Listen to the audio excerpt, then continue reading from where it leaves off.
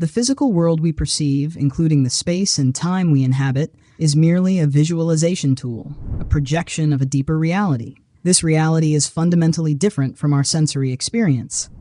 We often mistakenly believe that the world we observe, with its tangible objects and measurable properties, is the ultimate reality. It's as if we're trapped within a virtual reality headset, unaware of the true nature of existence. Imagine someone who has spent their entire life immersed in a video game. They might become so accustomed to the game's rules and environment that they forget it's not real. In a similar way, we may be so accustomed to our physical world that we fail to recognize its limitations. Consider your own body. When you look in the mirror, you see a solid, tangible object. But at a microscopic level, your body is composed of countless atoms, which are themselves mostly empty space. Scientists estimate that a single neuron cell contains 100 trillion atoms, and the nucleus of each atom is incredibly small compared to its surrounding electron cloud. If we take into account that atoms are primarily empty space, and that everything in the universe is composed of atoms, we begin to realize a profound truth. Our physical bodies, and indeed the entire universe, are essentially made up of nothingness. The solidity and substance we perceive are illusions created by the interaction of particles in this vast void. Beyond the physical world, there are aspects of our experience that are intangible and subjective. These include our hopes, dreams, aspirations, emotions, and love of music. These are not physical entities, but rather mental states. Our entire existence, including our physical bodies, can be likened to a virtual reality experience. Consciousness is not a property of matter, but rather a subjective experience that arises from our interactions with the world. Our brains, while essential for our consciousness, are not themselves conscious. They are tools that process information and generate our subjective experiences. In a sense, our brains only exist when they are actively functioning. Imagine playing a virtual reality game like The Matrix. You can interact with objects in the game, such as a steering wheel, but these objects only exist within the virtual environment. When you look away from the steering wheel, it disappears from your perception. Our brains and neurons, like the objects in a virtual reality game, only exist when they are actively being perceived or processed. They are not static entities, but rather dynamic constructs that emerge from our consciousness. Our reality is like a vast virtual simulation. We create and perceive objects and events as needed, and then discard them when they are no longer relevant. This process is similar to how a computer renders and deletes data. We are living within a simulated reality, a spacetime simulation. Like artificial intelligence, we have been programmed with certain innate desires and motivations that drive our behavior. My wife was a hair artist, one of countless individuals expressing their creativity in unique ways. Humans, numbering in the billions, have explored the world through music, art, literature, various sciences, and meditation.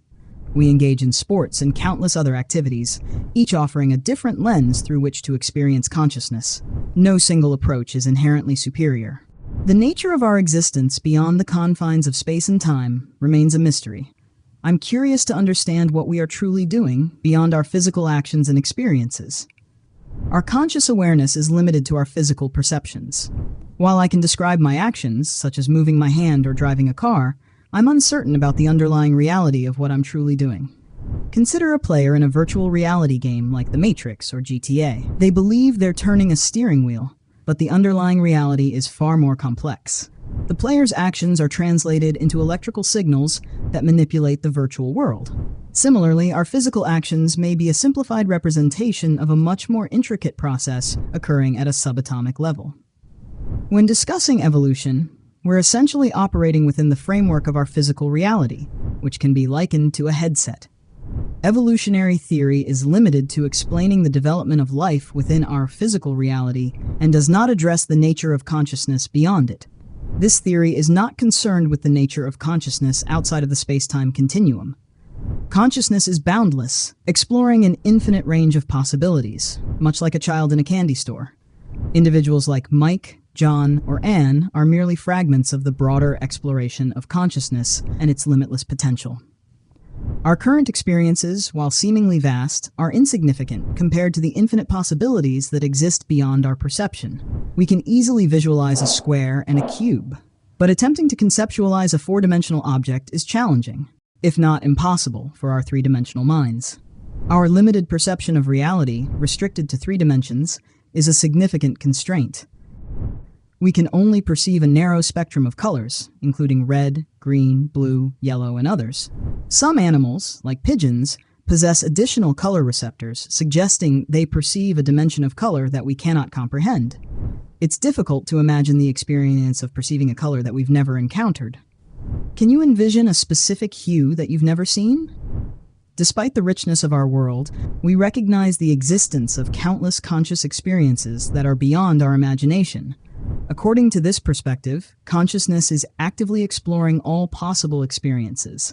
At present, our consciousness is constrained by the limitations of our physical reality, akin to being trapped within a headset. Our perception is limited to 3 dimensions and a narrow spectrum of colors, leading us to believe that this is the entirety of reality. Our physical reality is merely a limited perspective, like viewing the world through a prism. My imagination is confined to 3 dimensions, and my perception of color is restricted to a specific range. How does consciousness, a vast network of interconnected minds, mathematically project itself into the physical world? It's clear that there's a projection. When I interact with Anne, I'm not directly experiencing her consciousness. I'm perceiving a physical manifestation, a spacetime projection. While I can't directly perceive your emotions or mood, I'm genuinely interacting with your experiences. There's a projection from the realm of consciousness into the physical world. We can use our understanding of our physical reality to try to reverse engineer the underlying conscious reality.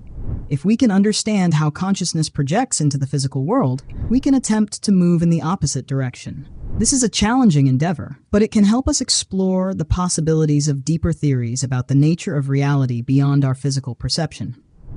Thanks for watching. If you enjoyed this video, please like, subscribe, and hit the bell icon for more intriguing content. Share your thoughts in the comments below. See you next time.